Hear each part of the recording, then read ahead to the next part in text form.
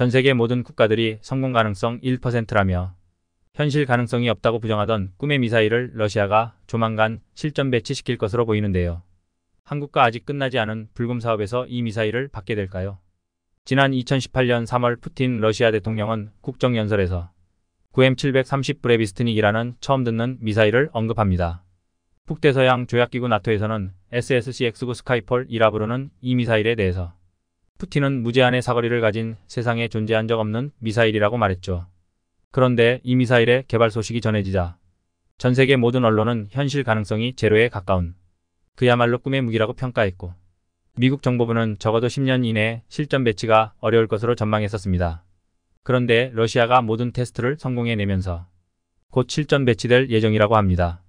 지난 9월 13일 미국, 영국, 캐나다, 호주, 뉴질랜드 등 5개국 정보 공동체인 파이브 아이즈는 러시아의 성공 사실을 인정했습니다. 푸틴이 언급한 것처럼 브레비스트닉라 불리는 이 미사일은 세상에 존재한 적 없는 완전히 새로운 미사일입니다. 예상치 못한 경로에서 불시에 타격해버리는 무기인데, 보통 미사일은 미사일 방어체계가 폭파시키지만 이 미사일은 그렇게 할 수 없습니다. 왜냐하면 지구 대기권에서 365일 동안 인공위성처럼 비행하다가 공격해야 할 대상을 지정하면 우주에서 떨어져서 때리기 때문입니다. 인공위성처럼 365일 내내 비행할 수 있는 이유는 소형 원자로를 탑재시켰기 때문입니다. 러시아는 이를 통해 영구적인 추진력을 만들어냈는데, 이 덕분에 음속에 가까운 속도로 지표면 약 1,000km 위에서 날다 목표물을 공중에서 타격하는 것입니다. 이렇게 낮은 고도에서는 인공위성도 감지할 수 없기 때문에 미사일 방어체계를 회피할 수 있게 되는데요. 지난 2000년 개발을 선언할 당시 불가능이라며 실패가 확실하다던 예상을 뒤엎고 영국이 나서서 러시아의 개발 사실을 인정할 수밖에 없었습니다. 몇 년 내 실전에 배치되면 전쟁의 판도가 달라지죠. 그런데 러시아와 한국은 오랫동안 국방 분야, 특히 무기 분야에 있어서 친밀한 관계를 유지해오고 있는데요. 더 이상 꿈의 무기만은 아닐 수도 있습니다. 한국과 러시아 사이에는 불금 사업이 있으니까요. 제2차 세계대전 직후부터 조짐을 보이던 미국과 소련의 군비 경쟁은 현재까지 이어지고 있는데요. 자신이 불나방이 되는지도 모르고 불길로 뛰어들었던 소련은 1991년 역사의 뒤안길로 사라져버립니다. 하지만 한국과 소련 사이에는 아직 매듭짓지 못한 것이 있었습니다. 고르바초프의 요청으로 체결된 1990년 한국과 소련의 수교를 대가로 노태우 전 대통령은 3년에 걸쳐 3조 6억억 원이라는 어마어마한 규모의 차관을 제공하기로 합의했는데요. 원래 장기로 3조 6억억 원을 제공하기로 하였으나 차관 제공 1년 만에 소련이 붕괴되면서 중지되어 최종 1조 6억억 원이 제공됐습니다. 러시아가 소련을 이어받았지만 러시아는 오랫동안 경제 불황을 탈출하지 못했는데요. 지난 1998년에는 국가부도 사태까지 선언해버려 한국은 이 돈을 떼이는가 싶었습니다. 그러던 중 러시아가 솔깃한 제안을 해옵니다. 현금을 갚을 능력이 부족한 대신에 무기와 군사기술을 이전하겠다고 말이죠. 불금 사업은 그렇게 시작됐습니다. 1차 불금 사업에서 엘치는 총 4개의 무기를 넘겨주었습니다. 지대공 미사일, 대전차 유도탄, BMP-3 장갑차, 그리고 T-80 전차입니다. 이 무기 금액에 해당하는 총 2,400억 원이 차관에서 차감됐습니다. 2차 불금 사업은 노무현 전 대통령이 추진했는데 2003년부터 3년 동안 총 6개의 무기를 도입합니다. 공기부양정, 대전차 유도탄, 훈련기, 탐색구조 헬기, 장갑차 및 지휘용 전차였는데요. 총 6억억 원에 해당하는 차관이 상환됐습니다. 그리고 여전히 한국에 갚아야 할 돈이 무려 5억억 원이 넘습니다. 그런데 한국의 입장에서 이 불금 사업을 통해 얻은 것은 비단 무기에 그치지 않았습니다. 70여 년간 세계 최고 수준에 도달한 러시아의 무기 기술을 터득하게 된 겁니다. 그중 대표적인 무기가 바로 1차 불금 사업을 통해 한국으로 들어온 T-80U 전차입니다. 사실 한국이 이 전차를 받았을 때 한국군에서는 봉 잡았다고 했습니다. 왜냐하면 러시아는 이 전차를 꽁꽁 싸매두고 외국에 단 한 차례도 수출하지 않았는데 한국은 갑자기 이 전차를 35대나 보유하게 됐죠. 그리고 그 성능 또한 미국이나 프랑스, 독일 등 전차 선진국들보다 뛰어났으면 뛰어났지 절대 부족하지 않았습니다. 한국은 이 전차를 뜯어보고 분석하고 조립하는 과정을 통해 한국형 전차를 개발해냈는데 그게 바로 K2 흑표입니다. 우리나라의 주력 전차이며 세계 최고 수준의 능력을 자랑하죠. 물론 우리 기술력을 무시하는 것은 아니지만 마음대로 해체하고 분석하고 조립할 수 있는 전차가 있다는 건 기술력 습득에 엄청난 효과를 가져왔습니다. 또 하나 중요한 무기가 있습니다. 바로 중거리 지대공 미사일 천궁인데요. 천궁은 한국에서 독자적으로 개발한 것으로 알고 계시는 분들이 많습니다만 국방과학연구소가 2011년에 개발해낸 것은 맞습니다. 이는 러시아 기술을 바탕으로 했죠. 1999년 한국은 불금 사업을 통해 러시아로부터 S-400 트라이엄프 대공 미사일 기술을 도입해 개념 개발부터 시작됐는데 5년여 만에 성공해냈죠. 천궁은 러시아의 S-400보다 사거리는 절반 정도로 짧지만 마 11호 속도가 더 빠르고 다기능 레이더 수직 발사 직후 자세제의 관성 유도에 따른 종말 능동형 유도 방식 등을 갖췄습니다. 동급 최강이라는 미국의 패트리어트 미사일을 넘어서는 세계 최고 수준의 지대공 미사일이라고 하죠.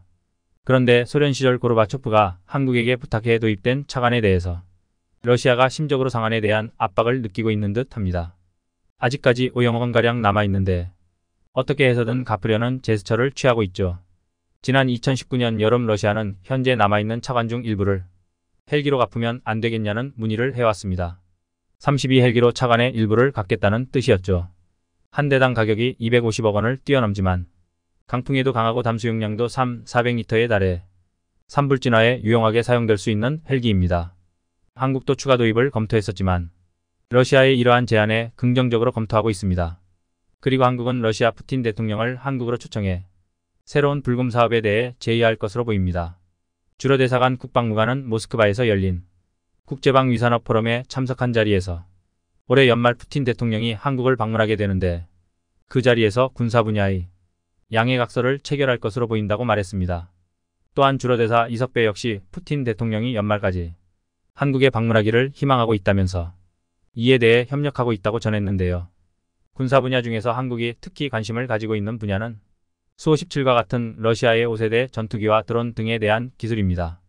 한국은 아직까지 5세대 전투기 개발 경험은 없기 때문에 러시아와의 불금 사업을 통해 협력할 수 있다면 엄청난 이득을 얻을 수 있습니다. 1990년대에 T-86 전차를 기초로 K2 흑표를 개발해내고 S-400 트라이엄프를 바탕으로 천궁을 만들어냈던 만큼 한국의 기술력과 러시아의 최신 무기들이 협력하게 되면 또 새로운 무기를 만들어낼 수도 있을 것입니다. 만약 가능하다면 한국은 현재 러시아가 개발을 완료한 브레비스트닉에 대한 협력을 요청하는 것도 훌륭한 선택이라고 생각됩니다.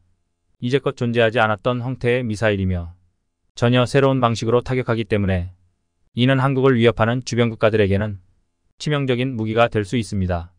특히 북한의 경우는 예상치 못한 순간에 공포를 조장하는 미사일을 발사하는 경우가 있는데 자신들이 예상하지 못하는 곳에서 떨어지는 미사일을 한국이 운영한다면 항상 초긴장 상태에 놓이게 되므로 미사일 실험을 억제시키는 효과를 갖죠.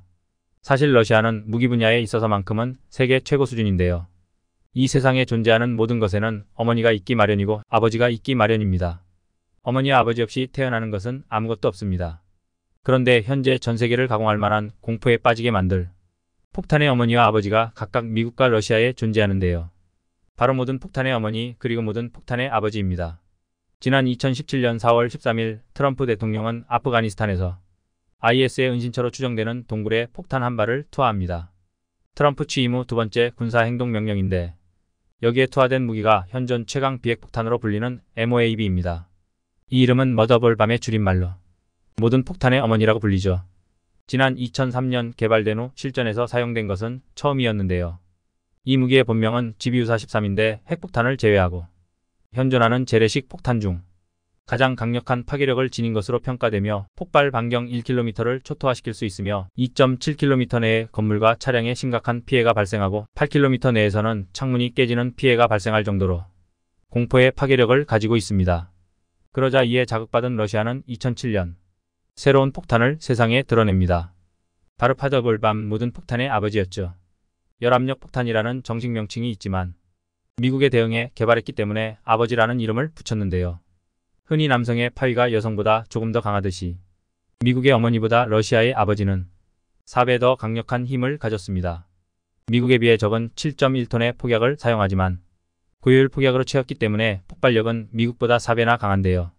때문에 폭발 반경 및 버섯구름이 훨씬 더 크게 형성됩니다. 이에 발끈한 미국은 14톤에 육박하는 몬스터 폭탄을 개발했지만 그렇게 큰 관심을 끌지는 못했습니다. 그 오랜 냉전 시대와 군비 경쟁은 여전히 진행 중인 듯 합니다. 한편 러시아와의 불금 사업이 계획대로 진행되지 않더라도 한국은 위성 분야에서 나름대로의 성과를 이뤄내고 있기도 합니다. 지난 7월 말 청와대는 긴급히 뉴스 브리핑을 했습니다. 김현종 국가안보실 제2차장은 한미미사일 지침이 개정됐다면서 그 핵심은 우수발사체에 대한 고체 연료 사용이 완전하게 해제됐다고 밝혔습니다. 그러면서 모든 민간기업과 연구소는 이제 액체 연료뿐 아니라 고체 연료와 하이브리드 등 다양한 형태의 우주발사체를 제약 없이 생산할 수 있게 되었다고 전했는데요. 이 개정은 한국에게 엄청난 소식입니다. 보통 미사일과 우주발사체의 경우 수도꼭지처럼 밸브를 조정해 연료를 조정할 수 있는 액체 연료 방식과 고체 연료 방식이 있습니다. 액체 연료는 연소효율성이 좋아 강한 추진력을 발휘할 수 있고 속도 등을 조절할 수 있다는 장점이 있습니다. 하지만 연료가 액체인 특성상 로켓이 무거울 수밖에 없고 구조물과 부품이 많아 상당히 복잡한 기술력이 요구되죠. 또한 발사 직전에 연료를 주입해야 하지만 그 주입 시간이 오래 걸려 군사용으로는 적합하지 않습니다. 그러나 고체 연료는 다릅니다. 고체 연료를 사용하면 로켓 구조가 단순해지고 제작비도 저렴합니다. 그리고 무엇보다 신속 대응을 생명으로 하는 미사일 등의 경우 즉시 발사가 가능합니다. 이를 통해 한국은 고체 연료를 사용한 중장거리 탄도미사일을 개발할 수 있는 길이 열렸습니다. 우주발사체는 어쨌든 미사일과 동일한 기술을 사용하니까요. 그래서 한국군은 이제 사거리 제한 없는 고체 연료 미사일을 개발해 더 위협적인 미사일을 탄생시킬 수 있는 토대가 마련됐습니다. 뿐만 아니라 이 고체 연료를 이용해 한국군은 정찰 위성을 확보할 예정입니다. 국방과학연구소는 고성능 카메라를 장착한 1.3km의 큐브 위성을 확보하기 위해 연구가 시작됐고 이를 수십 개 띄워 북한 전역을 샅샅이 감시하겠다는 계획입니다. 김현종 국가안보실 차장 역시 우리 손으로 우주발사체를 직접 쏴올릴 수 있는 능력을 갖추게 됨으로써 한반도 전역을 24시간 내내 감시할 수 있게 됐다고 그 성과를 축해 세웠습니다. 물론 현재 탄두무게 2톤짜리 현무사를 보유한 한국이 이러한 고체 연료를 통해 미사일 사거리를 증가시키고 더 다양한 미사일을 개발해낸다면 일본, 중국, 북한, 러시아 등 주변 국가들이 강한 거부감을 드러낼 수밖에 없습니다. 하지만 한국의 군사력이 세계 7위 수준인 것을 감안했을 때 오히려 액체 연료만을 사용하는 것이 더 의아한 일입니다. 우리의 눈과 귀가 되어줄 인공위성은 당연히 보유하는 것이 맞고 북한의 위협에 대비하기 위해서 즉 안보를 위해서는 반드시 갖추어야 하는 무기입니다. 과연 한국은 앞으로 어떻게 더 변화하게 될까요? 한국 LNG선을 무섭게 추격해오던 중국이 엄청난 결과에 충격을 받고 있어 화제입니다. 전 세계 모든 국가들이 성공 가능성 1%라며 현실 가능성이 없다고 부정하던 꿈의 미사일을 러시아가 조만간 실전 배치시킬 것으로 보이는데요. 한국과 아직 끝나지 않은 불금 사업에서 이 미사일을 받게 될까요? 지난 2018년 3월 푸틴 러시아 대통령은 국정연설에서 9M730 브레비스트닉이라는 처음 듣는 미사일을 언급합니다. 북대서양 조약기구 나토에서는 SSCX9 스카이폴이라 부르는 이 미사일에 대해서 푸틴은 무제한의 사거리를 가진 세상에 존재한 적 없는 미사일이라고 말했죠. 그런데 이 미사일의 개발 소식이 전해지자 전 세계 모든 언론은 현실 가능성이 제로에 가까운 그야말로 꿈의 무기라고 평가했고 미국 정보부는 적어도 10년 이내에 실전 배치가 어려울 것으로 전망했었습니다. 그런데 러시아가 모든 테스트를 성공해내면서 곧 실전 배치될 예정이라고 합니다. 지난 9월 13일 미국, 영국, 캐나다, 호주, 뉴질랜드 등 5개국 정보 공동체인 파이브 아이즈는 러시아의 성공 사실을 인정했습니다. 푸틴이 언급한 것처럼 브레비스트닉라 불리는 이 미사일은 세상에 존재한 적 없는 완전히 새로운 미사일입니다. 예상치 못한 경로에서 불시에 타격해버리는 무기인데 보통 미사일은 미사일 방어체계가 폭파시키지만 이 미사일은 그렇게 할 수 없습니다. 왜냐하면 지구 대기권에서 365일 동안 인공위성처럼 비행하다가 공격해야 할 대상을 지정하면 우주에서 떨어져서 때리기 때문입니다. 인공위성처럼 365일 내내 비행할 수 있는 이유는 소형 원자로를 탑재시켰기 때문입니다. 러시아는 이를 통해 영구적인 추진력을 만들어냈는데 이 덕분에 음속에 가까운 속도로 지표면 약 1,000km 위에서 날다 목표물을 공중에서 타격하는 것입니다. 이렇게 낮은 고도에서는 인공위성도 감지할 수 없기 때문에 미사일 방어체계를 회피할 수 있게 되는데요. 지난 2000년 개발을 선언할 당시 불가능이라며 실패가 확실하다던 예상을 뒤엎고 영국이 나서서 러시아의 개발 사실을 인정할 수밖에 없었습니다. 몇 년 내 실전에 배치되면 전쟁의 판도가 달라지죠. 그런데 러시아와 한국은 오랫동안 국방 분야, 특히 무기 분야에 있어서 친밀한 관계를 유지해오고 있는데요. 더 이상 꿈의 무기만은 아닐 수도 있습니다. 한국과 러시아 사이에는 불금 사업이 있으니까요. 제2차 세계대전 직후부터 조짐을 보이던 미국과 소련의 군비 경쟁은 현재까지 이어지고 있는데요. 자신이 불나방이 되는지도 모르고 불길로 뛰어들었던 소련은 1991년 역사의 뒤안길로 사라져버립니다. 하지만 한국과 소련 사이에는 아직 매듭짓지 못한 것이 있었습니다. 고르바초프의 요청으로 체결된 1990년 한국과 소련의 수교를 대가로 노태우 전 대통령은 3년에 걸쳐 3조 6억억 원이라는 어마어마한 규모의 차관을 제공하기로 합의했는데요. 원래 장기로 3조 6억억 원을 제공하기로 하였으나 차관 제공 1년 만에 소련이 붕괴되면서 중지되어 최종 1조 6억억 원이 제공됐습니다. 러시아가 소련을 이어받았지만 러시아는 오랫동안 경제 불황을 탈출하지 못했는데요. 지난 1998년에는 국가부도 사태까지 선언해버려 한국은 이 돈을 떼이는가 싶었습니다. 그러던 중 러시아가 솔깃한 제안을 해옵니다. 현금을 갚을 능력이 부족한 대신에 무기와 군사기술을 이전하겠다고 말이죠. 불금 사업은 그렇게 시작됐습니다. 1차 불금 사업에서 엘치는 총 4개의 무기를 넘겨주었습니다. 지대공 미사일, 대전차 유도탄, BMP-3 장갑차, 그리고 T-80 전차입니다. 이 무기 금액에 해당하는 총 2,400억 원이 차관에서 차감됐습니다. 2차 불금 사업은 노무현 전 대통령이 추진했는데 2003년부터 3년 동안 총 6개의 무기를 도입합니다. 공기부양정, 대전차 유도탄, 훈련기, 탐색구조 헬기, 장갑차 및 지휘용 전차였는데요. 총 6억억 원에 해당하는 차관이 상환됐습니다. 그리고 여전히 한국에 갚아야 할 돈이 무려 5억억 원이 넘습니다. 그런데 한국의 입장에서 이 불금 사업을 통해 얻은 것은 비단 무기에 그치지 않았습니다. 70여 년간 세계 최고 수준에 도달한 러시아의 무기 기술을 터득하게 된 겁니다.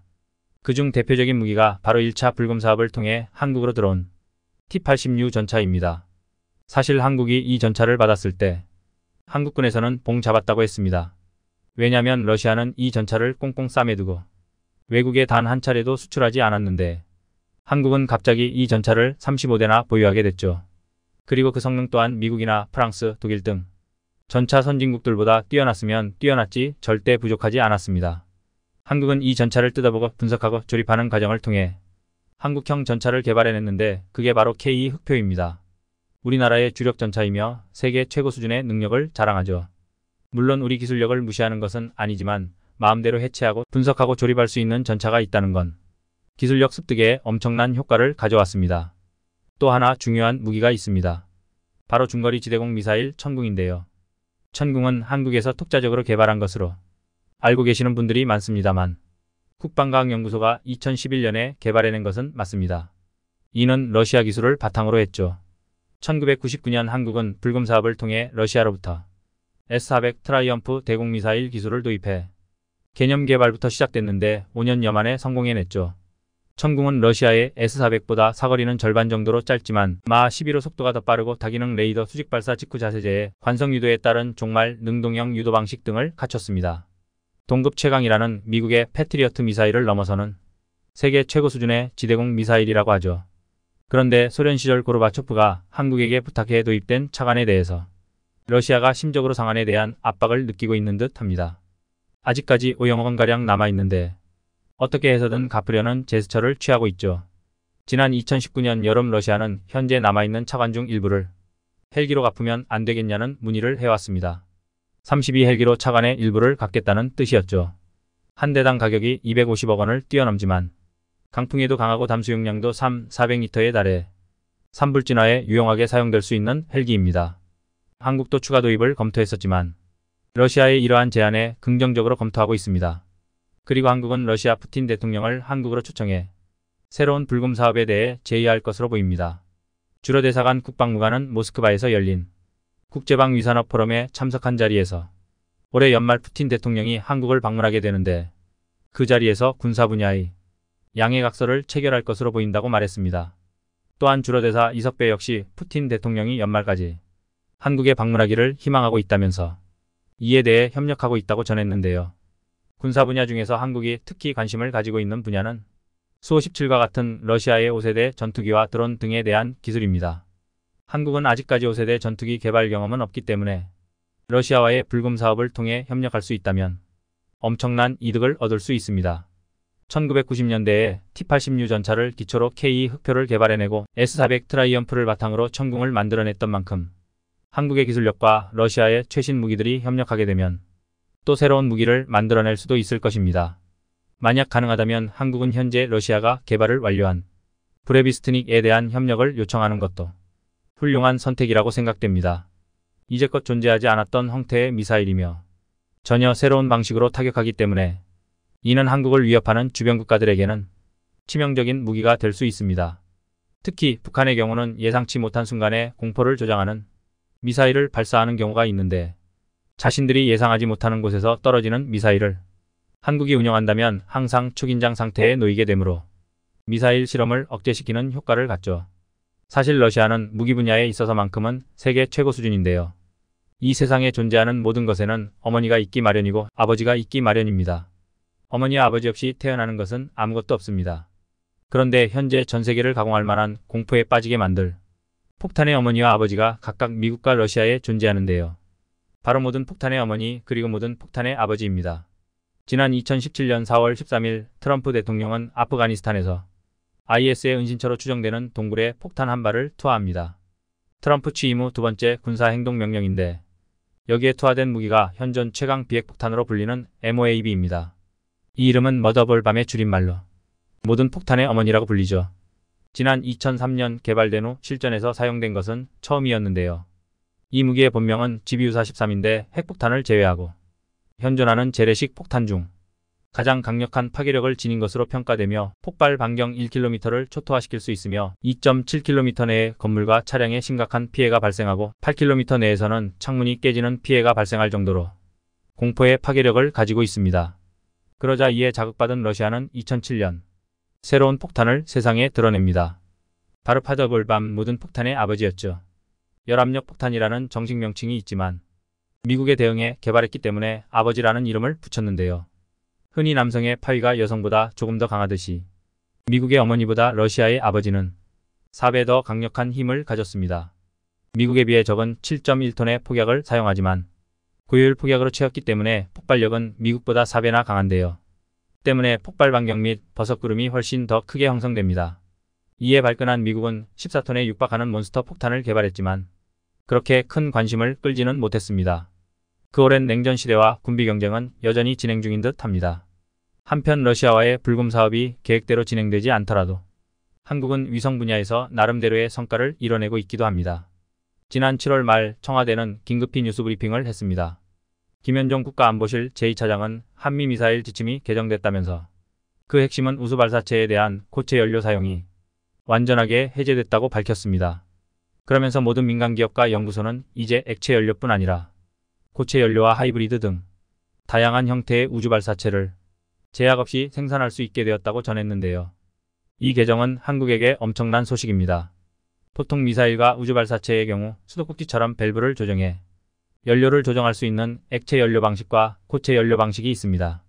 액체 연료는 연소효율성이 좋아 강한 추진력을 발휘할 수 있고 속도 등을 조절할 수 있다는 장점이 있습니다.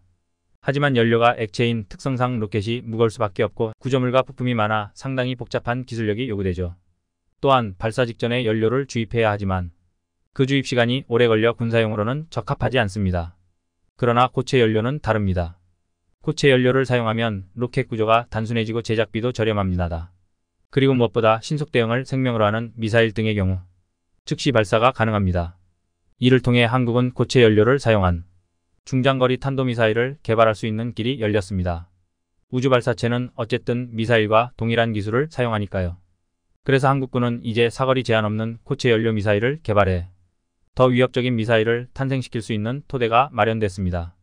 뿐만 아니라 이 고체 연료를 이용해 한국군은 정찰 위성을 확보할 예정입니다.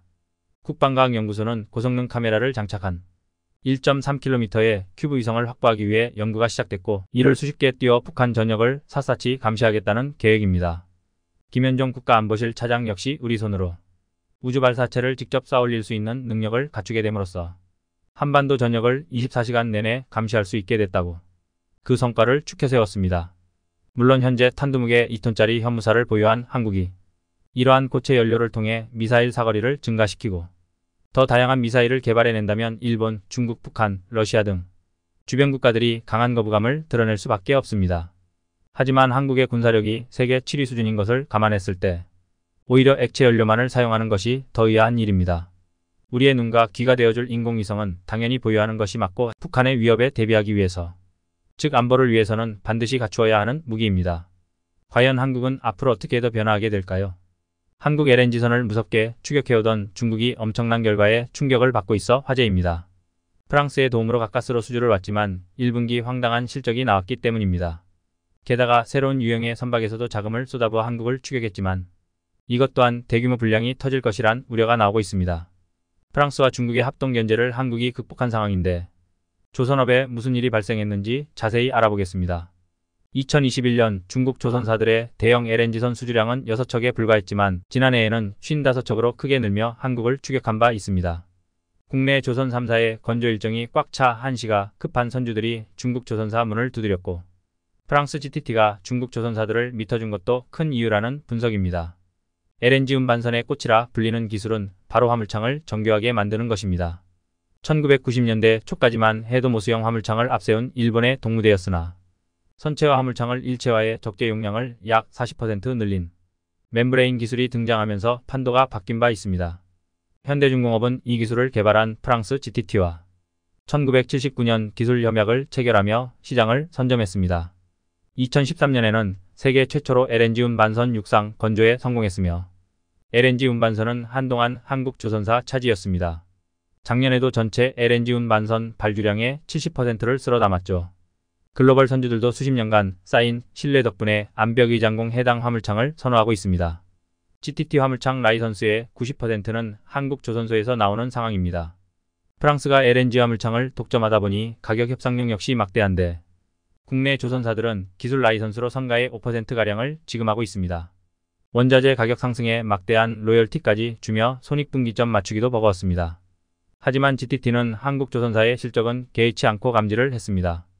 화물창이 고장났을 때 GTT 본사 기술자를 부르도록 강제하는 조항 등을 삽입해 기술 지원 서비스에서 추가적으로 이득을 챙겨갔던 것입니다. 수리 난이도와 관계없이 비용이 집행돼 조선업계에 불만이 쌓여왔습니다. GTT는 지난해 LNG 운반선 162척에 대해 탱크 설계를 수주했습니다. 우크라이나 전쟁에 따른 수해로 LNG선 발주량이 대폭 증가했기 때문입니다. GTT는 1분기에도 20%가 넘는 성장세를 기록하며 약 1,100억 원의 매출을 올린 것으로 나타났는데 그중 한국에서 받아간 금액은 900억 원 수준입니다. 연간으로 봤을 때 3,000억 원 이상을 과도하게 뜯어가고 있는 것입니다. 이에 공정위는 2020년 GTT가 시장 지배적 지위를 남용하고 있다고 판단해 기술 지원 서비스를 끼어 파는 행동을 중단하라고 명령했습니다.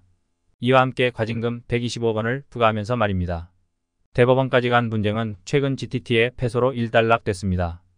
기술 지원을 따로 구매할 수 있어 어느 정도 이익 회복이 기대되고 있습니다. GTT는 국내 조선사들이 자체 화물창 기술을 개발하는 것도 못마땅해 했고 이에 의도적으로 중국을 밀어주는 전략을 썼습니다. 지난해 장난, 다롄, 장수조선소의 화물창 라이선스를 발급했던 것입니다.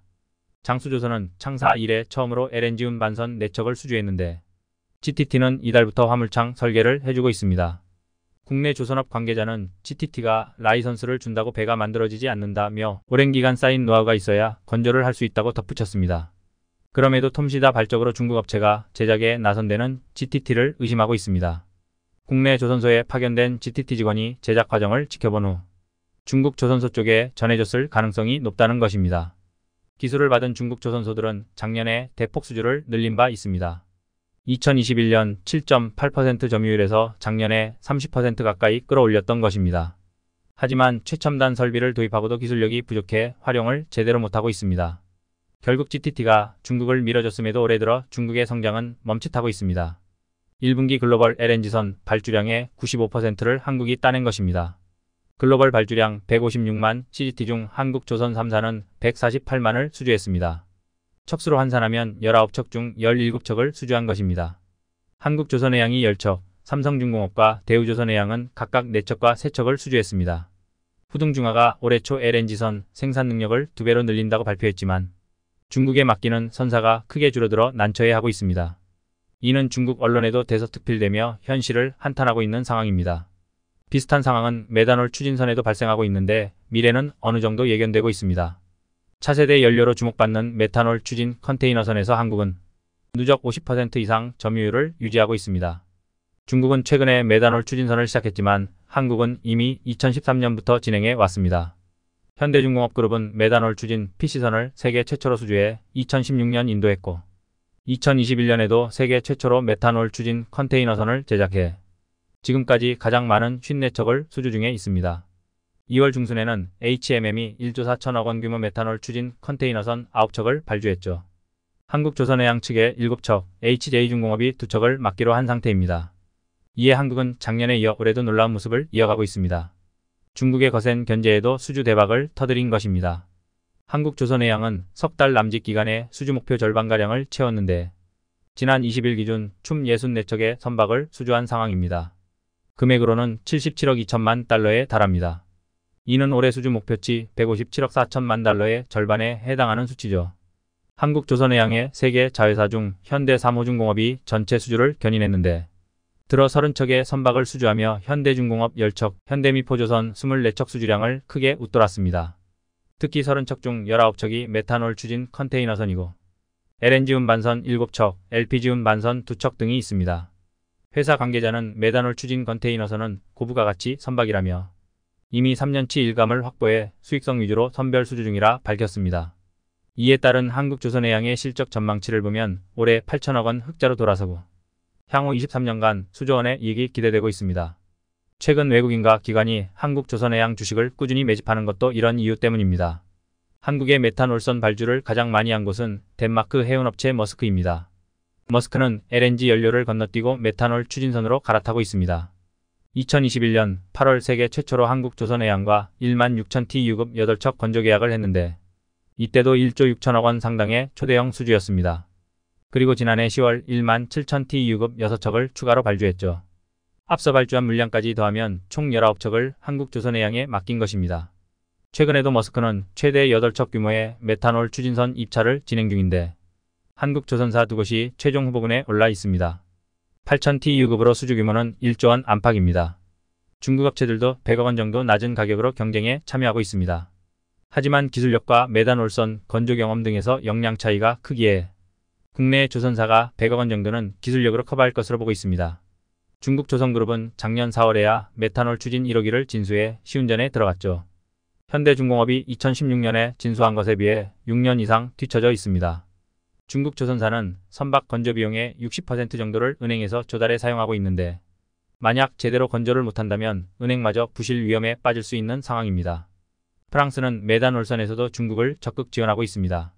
프랑스 선사 CMA는 지난해 8월 중국 다롄조선에 10억 달러 규모 메탄올 추진선 6척을 발주한 바 있습니다. 그리고 이달 초 마크롱 프랑스 대통령의 방중을 계기로 프랑스 선사 CMA가 중국 선박그룹 CSSG에 4조 원 규모의 발주를 했습니다. 12척의 메탄올선과 4척의 LNG 추진 컨테이너선을 수주한 것입니다. 중국 조선업계 단일 수주 물량으로는 최대 규모입니다. 메탄올선은 장난조선과 다롄중공업이 각각 6척씩 건조를 맡을 예정입니다. 이는 중국 측이 에어버스 160대를 구매한 것에 대한 화답 성격으로 보는 시각이 많습니다. 프랑스 CMA그룹은 중국 선박그룹 CSSG의 주요 파트너사로 지난 10년 동안 70척 이상의 친환경 컨테이너선을 주문한 바 있습니다. 그리고 중국 궁영선사인 코스코시오SCO 또한 자국 조선사의 메탄올 추진 컨테이너선 발주를 가속화하고 있습니다. 코스코사는 세계 2위 해운동맹 오션 얼라이언스에 속해 있는데 여기에는 프랑스 CMA, 대만, 에버그린 등이 포진되어 있습니다. 즉 중국과 프랑스가 선박 운영과 건조에서 한국을 밀어내려 하는 상황입니다. 4월 들어 신화 파이낸스 등 중국 매체들은 메탄올 추진선이 한국과 중국 사이에서 새로운 전쟁터가 됐다는 보도를 쏟아내고 있습니다. 현재 2위 머스크, 3위 CMA, 4위 COSCO, 그리고 8위 HMM 등 세계 10대 컨테이너 선사 중 4곳이 메탄올 추진선에 합류해 있습니다. 클락스 리서치는 2026년까지 한국과 중국 조선에서 건조될 메탄올 추진선이 약 100척 정도라고 전망하기도 했습니다.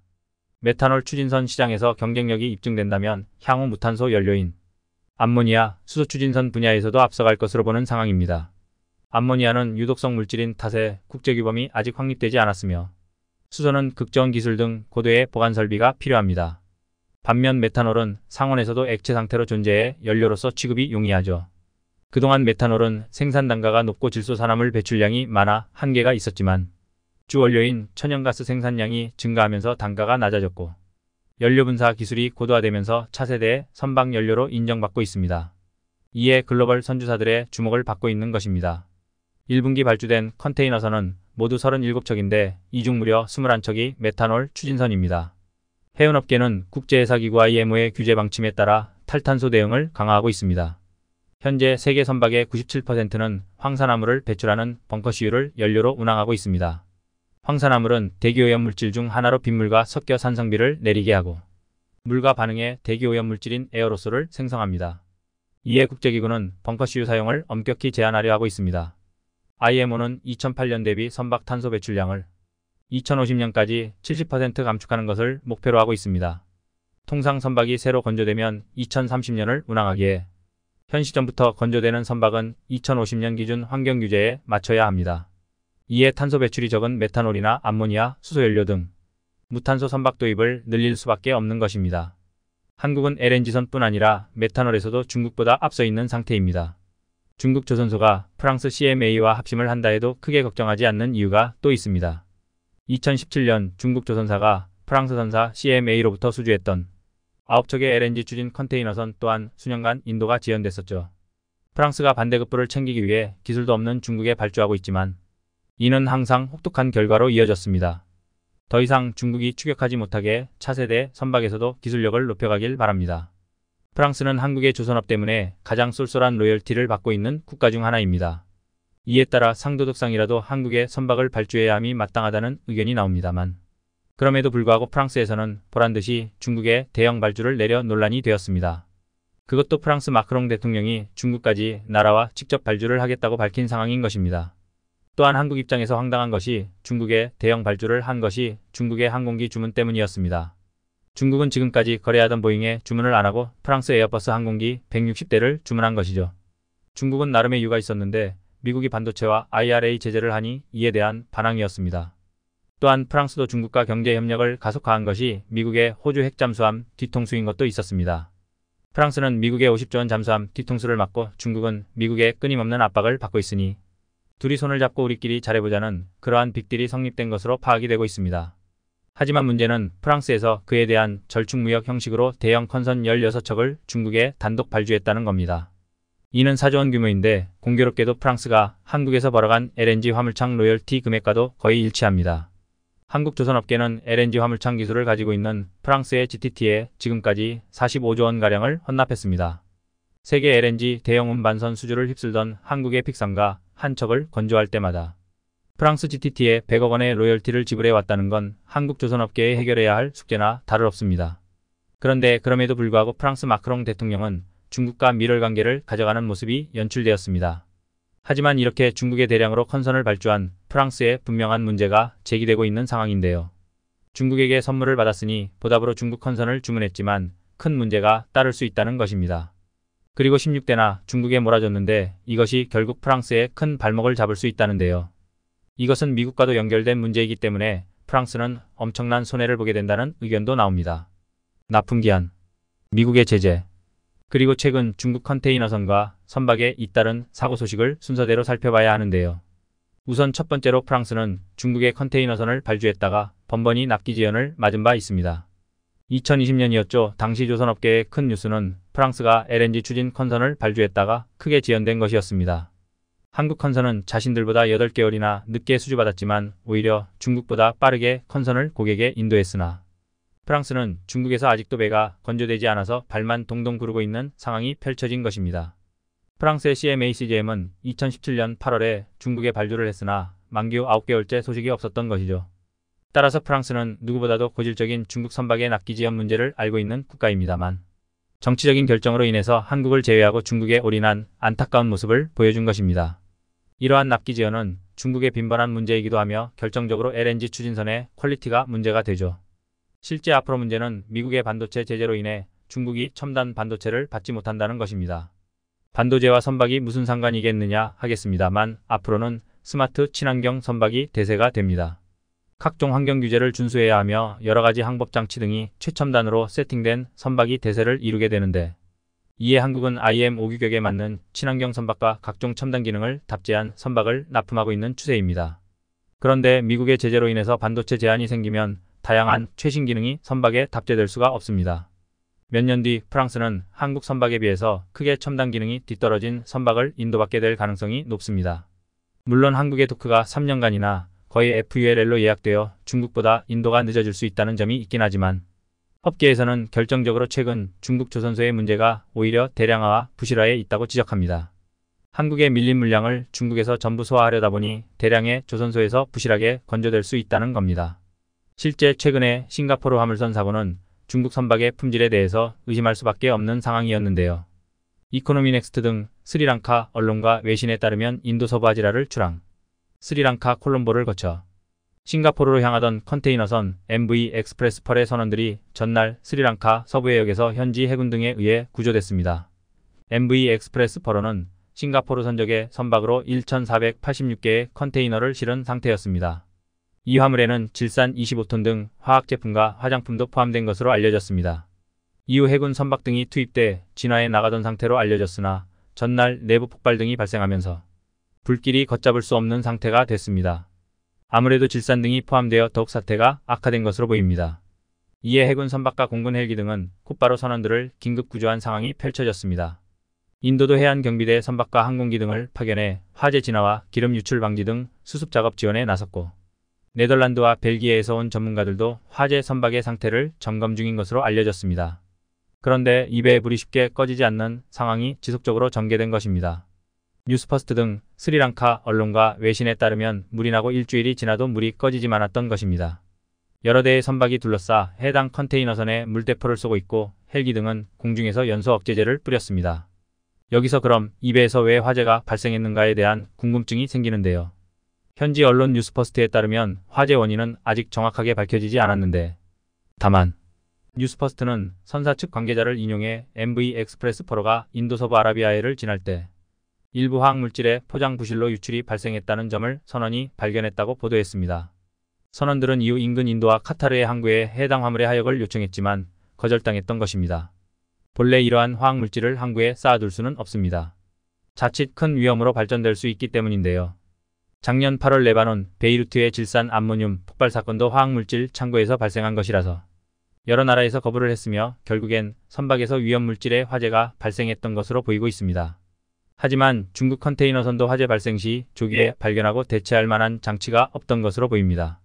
애초에 선박에서는 화재 위험을 감지하면서 적절한 대처가 가능한 시스템이 지원되어야 하는 것이지만 중국 선박에는 이와 관련한 방지 시스템도 없었고 또한 내구성도 다소 의문이 제기된 것으로도 보입니다. 왜냐하면 결국 이 선박이 침몰하기 시작한 것인데요. 컨테이너선의 화재를 잡기 위해서 다양한 선박들이 계속해서 많은 양의 물을 퍼부었는데 그 과정 가운데 배의 내구성이 약해져 침몰한 것으로 보이기 때문입니다. 네덜란드, 인도 등의 다국적 선박은 각고의 노력 끝에 결국에는 화재 진압을 성공했지만 그동안의 배가 약해져 버려 침몰로 연결되어 버린 상황인 것입니다. 결국 침몰하는 과정에 컨테이너선 내부에 있던 각종 물질과 플라스틱이 계속 유출되는 상황이 나왔고, 배에 실려있는 연료가 바다에 유출되면서 스리랑카의 해변이 크게 오염되기 시작한 것입니다. 관계자들은 보통 이런 경우에 선체 파손으로 인해서 침몰까지 가는 경우는 거의 없다고 파악했기 때문에 선미부터 가라앉기 시작한 MV 익스프레스 펄호를 보고 스리랑카 당국이 초비상에 빠졌다고 전하고 있습니다. 스리랑카 당국은 이 선박 화재의 진압에 성공한 뒤 선제 손상은 경미한 걸로 보고 예인하려고 준비했기 때문입니다. 그렇지만 막상 예인하려고 했던 선박이 생각보다 데미지가 상당했던 것으로 알려지고 있는 것입니다. 일각에서는 중국 건조 선박의 내구성이 생각보다 취약해 이런 문제로 연결된 게 아닌가 하는 의견도 나옵니다. 결국 스리랑카 정부가 자국 영해에서 발생한 컨테이너선 MV 익스프레스 펄호의 화재와 관련해 환경오염을 이유로 해당 선박의 선주 등을 고소하기로 결정했습니다. 스리랑카 해양보호국장은 이번 사고는 스리랑카가 겪은 해양오염 가운데 최악이라고 생각한다고 말했습니다. 그는 화재가 계속되면서 많은 컨테이너가 바다로 떨어졌고 또 컨테이너에 실렸던 플라스틱 알갱이 여러도 바다로 쏟아져 인근 해변에는 타다 남은 컨테이너 잔해와 엄청난 양의 플라스틱 알갱이가 밀려든 것으로 알려졌습니다. 또 컨테이너선 화재는 관광가업으로 유명한 인근 어촌 경제에도 심각한 타격을 줬습니다. 이런 가운데 한국의 현대중공업은 최근 AI 기반의 화재 감지 시스템을 개발해 성공해 선박에 탑재했습니다. 일본과 중국이 더 큰 사고를 일으키기 전에 한국의 조선사는 최첨단 화재 방제 기능을 개발하고 있는 모습인데요. 이 시스템은 인공지능이 선박 내 화재를 감시하는 영상 분석 기반 안전 솔루션이기도 합니다.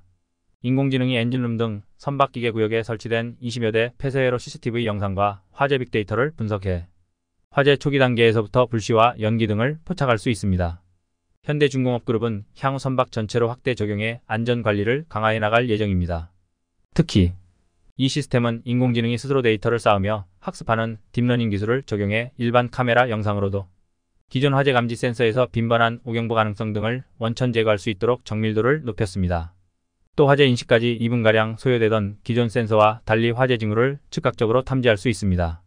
현대중공업그룹 관계자는 조선업계 최초로 선박 안전관리 분야에 인공지능을 접목했다는 점에서 의미가 있다며 선박 안전 분야 전체로 확대 적용해 미래 무인 선박 시대를 선점할 것이다 이라고 말했습니다.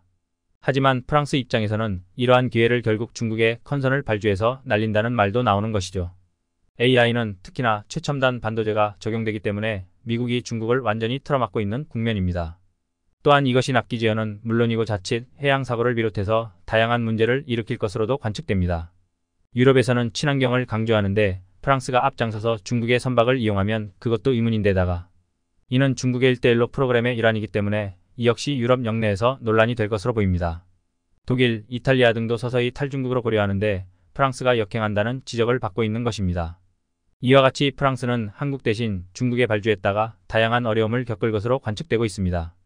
1978년 개혁 개방 이후 인류 역사상 가장 빠른 성장세를 기록한 국가가 있습니다. 중국인데요. 13억 거대한 인구수와 자원을 무기로 삼아 미국에 이은 세계 2위 강대국으로 성장했죠. 그런데 중국이 경제력만 키운 것은 아닙니다. 굴기를 내세워 모든 산업을 야금야금 장악하더니 군사력 분야에서도 큰 두각을 드러냈고 물론 미국과 전쟁을 해봐야 알겠지만 미국을 위협하는 수준까지는 몰라섰습니다. 그런데 세계 3위로 분류되는 군사